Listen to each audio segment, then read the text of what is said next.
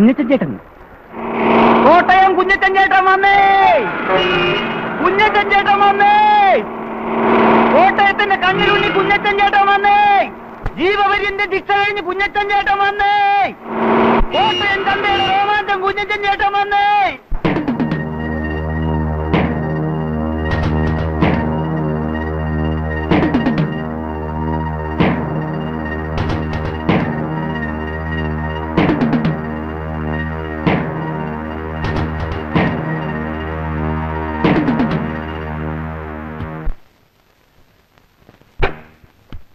മലയാളി, ആ കോട്ടയം കുഞ്ഞച്ചൻ വന്നിട്ടുണ്ട്. കോട്ടയം കുഞ്ഞച്ചൻ? അതെ. അവന്റെ ശിക്ഷ കഴിഞ്ഞു? കഴിഞ്ഞ് കാണുമല്ലോ. പരോളൊന്നുമല്ലോ? ആണോ? പിള്ളേരൊക്കെ ഇതിലെ വിളിച്ചു പറഞ്ഞോണ്ട് പോകുന്ന കേട്ടു. ശിക്ഷ കഴിഞ്ഞെന്നാ കേട്ടത്. അതിപ്പോ ജീവപര്യന്തം പറഞ്ഞാൽ പഴയതുപോലെ ഉണ്ടോ മുതലാളി? അവധി ദിവസങ്ങളും ഓരോരോ സർക്കാർ വരുമ്പോൾ കാണിക്കുന്ന വിട്ടുവീഴ്ചകളും എല്ലാം ചേർത്ത് ആകെ 5-8 കൊല്ലം കൊണ്ട് കച്ചവടം അങ്ങ് തീരും. ഏതായാലും നമ്മളെ പിള്ളേരുടെ ഒന്ന് പറഞ്ഞു വെച്ചേക്ക്. അവൻ നേരെ ഇങ്ങോട്ടായിരിക്കും വരുന്നത്. ഇങ്ങോട്ട് വന്നാലുടൻ ഗോഡൌണിലേക്ക് വരുത്താനുള്ള ഏർപ്പാട് ഞാൻ മാനേജരെ കൊണ്ട് ചെയ്യിച്ചേക്കാം. അത് വേണം മുതലാളി. അന്നന്ന് ചെയ്യേണ്ട കാര്യങ്ങൾ അന്നന്ന് ചെയ്യണമെന്ന് ഞാൻ നിന്നോട് പല പ്രാവശ്യം പറഞ്ഞിട്ടില്ലേ കേശവൻകുട്ടി? ഇതൊന്നും നാളത്തേക്ക് വെക്കാവുന്ന കാര്യങ്ങളല്ല. നാളെ പിന്നെ അവൻ അതും പറഞ്ഞ് ഇവിടെ കയറി ഇറങ്ങി നടക്കും. ഇന്നേ ഇല്ലാന്ന് പറഞ്ഞു വിട്ടാ അങ്ങോട്ടും ഇങ്ങോട്ടും ഇച്ചിരി മേലു പോകും.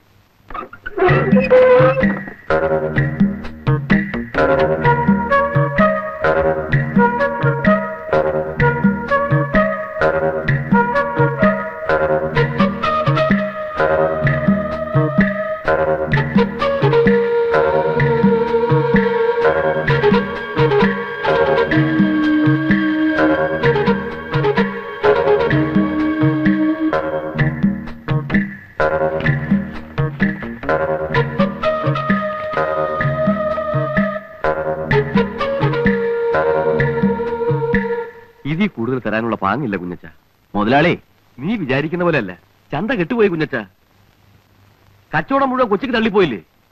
ആലപ്പുഴയിൽ പോകുന്ന കാര്യമാണെങ്കിൽ നാഷണൽ ഹൈവേ ഒക്കെ ഡെവലപ്പ് ചെയ്തതിനു ശേഷം അവര് നേരിട്ട് കൊച്ചിയും തിരുവനന്തപുരമായിട്ടുള്ള ഇടപാടാ. ഇവിടെ ഇരിക്കുന്ന അരിച്ചാക്ക് കണ്ടൊന്നും നീ വിചാരിക്കണ്ട. മാർജിനൊക്കെ വളരെ കുറവാ. എടോ, കഴിഞ്ഞ കൊല്ലം ക്രിസ്മസിന് ഞാൻ പരോളി വന്നപ്പോ താൻ എന്നാ പറഞ്ഞേ? അന്നും ചന്ത കൊച്ചിക്ക് പോയിട്ടുണ്ടല്ലോ. അന്ന് നാഷണൽ ഹൈവേ ഉണ്ടല്ലോ. അന്ന് ഞാൻ എന്നാ പറഞ്ഞേ? നിന്നെ ഇറങ്ങി ഇങ്ങോട്ട് കെട്ടിയടറ, നിനക്ക് വർക്ക്ഷോപ്പ് അല്ല വണ്ടി കമ്പനി തുടങ്ങാനുള്ള കാഴ്ചരാവുന്നു. തനിക്ക് വേണ്ടിയല്ലോ ഞാൻ അവനെ കുത്തി മലിച്ചത്. പൊന്ന്, കൊല്ലാനൊന്നും പറഞ്ഞില്ലല്ലോ. ഒരെണ്ണം കൊടുക്കാനല്ലേ പറഞ്ഞുള്ളൂ. അത് ശരി. അടിപിടിയാവുമ്പോ അടി ചിലപ്പോ കുത്തിലെത്തിയെന്ന് വരും, കുത്തുകൊണ്ടവൻ ചിലപ്പോ ചത്തെന്നും വരും. നിന്റെ കേസിന് ഞാൻ രൂപ 1-2 കൊല്ലല്ലോ ചെലവാക്കിയത്. അതൊന്നും കുഞ്ഞച്ച മറന്നിട്ടില്ലല്ലോ. ഓ, ഇയാളങ്ങ് ഒലത്തി ചെലവാക്കി എന്നെ അങ്ങ് രക്ഷപ്പെടുത്തി. കൊല്ലാൻ സ്ഥാനത്ത് കിടന്നിട്ടാണോ ഞാൻ വരുന്നേ? കുഞ്ഞച്ചൻ എന്ത് പറഞ്ഞാലും ശരി, വേണമെങ്കിൽ എടുത്തോണ്ട് പോ. എനിക്ക് ജോലി തിരക്കുണ്ട്. കുഞ്ഞച്ചൻ ചേട്ടോ, ചന്ത ദിവസം ഏട്ടാ, നല്ല കച്ചവടമുണ്ട്. കിഴക്കുന്നുള്ള ചില കച്ചവടക്കാർ പുറത്ത് കാത്തു നിൽക്കുന്നു. അലമ്പില്ലാതെ പോ. നീയൊക്കെ ഏതാടാ? ചേട്ടൻ ഞങ്ങളെ അറിയില്ല. ചേട്ടൻ പോകുന്ന സമയത്ത് ഞങ്ങൾ പിള്ളേരാ. പോയേക്ക, അതാ നല്ലത്. അന്വേഷിച്ച മറ്റെന്തെങ്കിലും പണി കിട്ടും.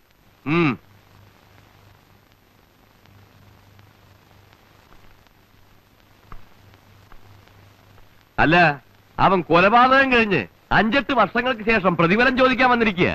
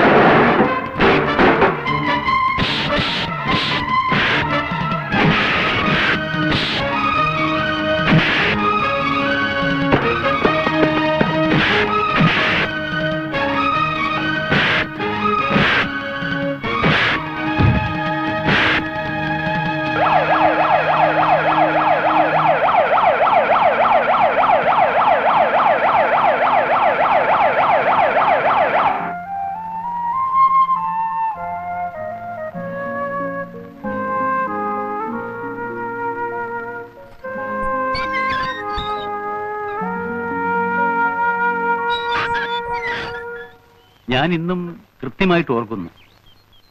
30-32 വർഷങ്ങൾക്ക് മുൻപ് ആലപ്പുഴ എവിടെയോ ഒരു പെരുന്നാൾ പ്രസംഗവും കഴിഞ്ഞ് ഞാൻ ബോട്ടിറങ്ങി വരുമ്പോൾ കോട്ടയം ചന്തക്കടവിലെ എച്ചിക്കൂനിൽ നിന്ന് ഒരു കൊച്ചു കുഞ്ഞിന്റെ കരച്ചിൽ കേട്ടു.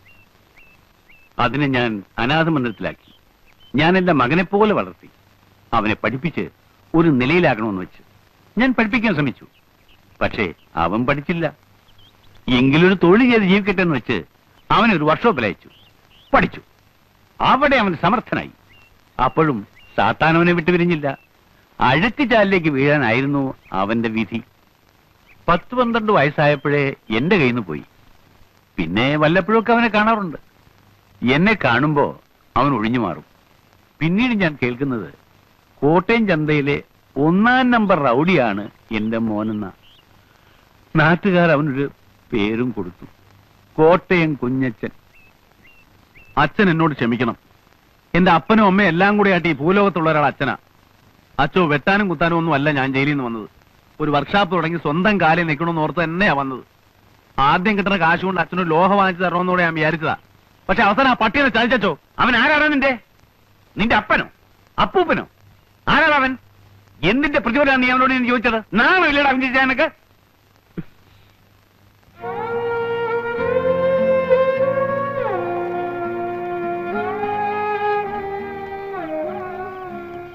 കുറച്ച് പണം ഞാൻ തരാം.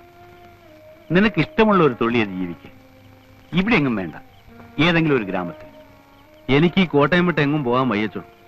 വേറൊരു സ്ഥലം എനിക്ക് അറിഞ്ഞുകൂടാ. എനിക്കറിയാവുന്നൊരു സ്ഥലമുണ്ട്, ഗ്രാമമാണ്. അവിടെ നിനക്ക് വർക്ക്ഷോപ്പ് ഇടുകയോ ഡ്രൈവിംഗ് സ്കൂൾ നടത്തുകയോ ഒക്കെ ചെയ്യാം. ഓടാങ്കര. ഞാൻ കുറച്ചു കാലം അവിടെ വികാരിയായിട്ടിരുന്നിട്ടുണ്ട്. ഓടാങ്കര.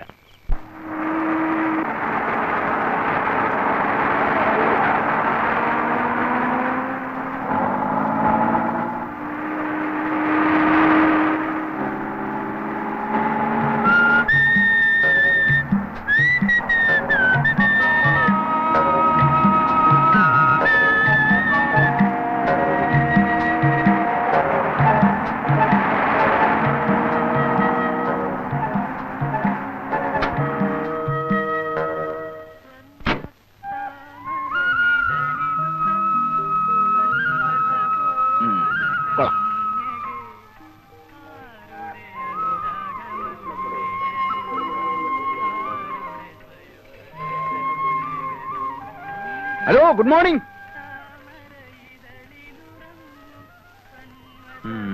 സ്ഥലത്തെ പ്രമാണിമാരായിരിക്കും. അയ്യോ, എന്റെ കൈ തരിക്കുന്നു. അയ്യോ, ഞാനൊന്നുമില്ലേ. എടാ ബോസ്കോ, ആ കെട്ടഴിച്ച് സാധനങ്ങളെല്ലാം ഇറക്കി വെക്കടാവേ. ശരി പ്രിൻസിപ്പളെ.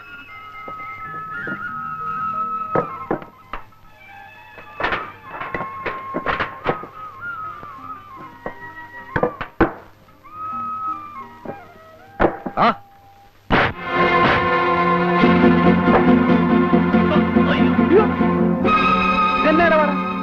എന്തുവാ പ്രശ്നം? എന്തുവാ കാര്യം? കാര്യം ഇയാളാണോ ഈ പ്രോ കോട്ടയം കുഞ്ഞച്ചൻ?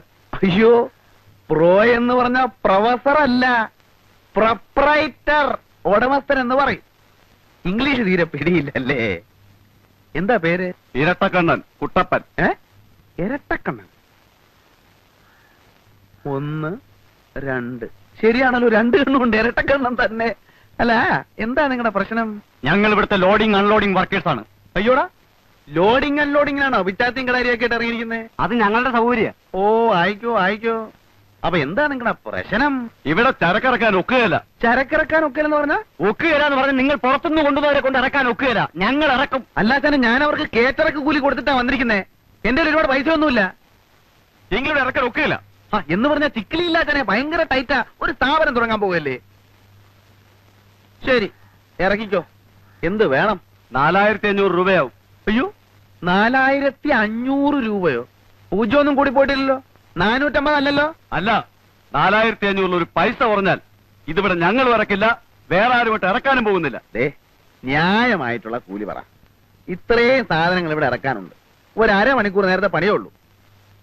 എന്റെ കയ്യിൽ ആകെ 1000 രൂപയേ ഉള്ളൂ. എനിക്ക് വേറെ ഒരുപാട് ആവശ്യങ്ങളുണ്ട്. ഇതിൽ നിന്ന് ഒരു 500 രൂപ ഞാൻ നിങ്ങൾക്ക് തരും. ഞാൻ കൂടെ സഹായിക്കാം. നമുക്ക് എല്ലാവർക്കും കൂടി ഒരു അരമണിക്കൂർ കാര്യം തീർക്കാതെ വാന്നേ. പടപേടിച്ച് പന്തളത്തി എന്നപ്പോ പന്തവും കുത്തിപ്പട പന്തളത്തോട്ടെന്ന് പറഞ്ഞ പോലെ ആയല്ലോ. ഏതായാലും പോലീസ് സ്റ്റേഷനിൽ ചെന്ന് ഒപ്പിടാൻ പോണതല്ലേ, അപ്പൊ പിന്നെ അതതിന്റെ ഒരു ശീലം ആയിക്കോട്ടെ. എന്റെ കർത്താവെ, എന്നെ നീ നല്ലവനാക്കാൻ സമ്മതിക്കുകയല്ലേ. നിന്റെ തിരുമിഷ്ട അതാണെങ്കിൽ അതങ്ങ് നിറവേറട്ടെ.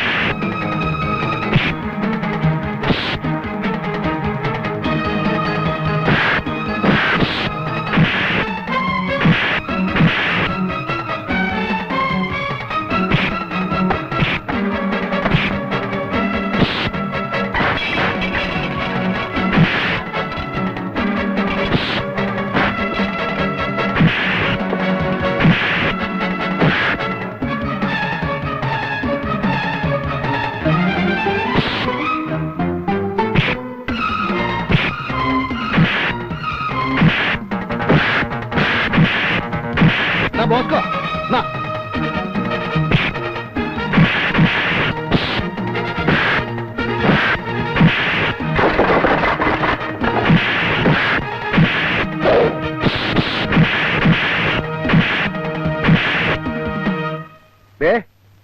ഇരട്ടക്കണം ചേട്ടോ. വാക്ക് പറഞ്ഞ വാക്ക്. എവിടെ പറഞ്ഞ കാശുണ്ട്. കോട്ടയം കുഞ്ഞിന്റെ തന്ത ഒന്നേ ഉള്ളൂ. പിന്നെ പറഞ്ഞതിൽ കൂടുതലായിട്ട് വേറെ ചില കാര്യങ്ങളൊക്കെ ഉണ്ടായല്ലോ. അതിന് എണ്ണയും കുഴമ്പൊക്കെ വാങ്ങിക്കേണ്ട ആവശ്യം വരും. അതിന് 100 രൂപ, മൊത്തം 600 രൂപയാണ്. പിടി, പിടി, 100 രൂപ എക്സ്ട്രാ ഉണ്ട്. പിടിക്കുന്നേ. ഇനി റൗഡി ചേട്ടന്മാരെല്ലാം കൂടെ ഉത്സാഹിച്ച് എന്റെ സാധനങ്ങളൊക്കെ ഒന്ന് ഇറക്കി വെച്ചാട്ടെ. എടാ വാടാ, കുഞ്ഞച്ചൻ ചേട്ടന്റെ സാധനങ്ങളൊക്കെ നമുക്ക് തന്നെ ഇറക്കി വെക്കാം. അപ്പൊ കൊള്ളണത് കൊണ്ടപ്പ സംഗതി ക്ലിയറായി. പേരെന്തുവാ? കുഞ്ഞച്ചൻ, കോട്ടയം കുഞ്ഞച്ചൻ. കാലയ്ക്ക്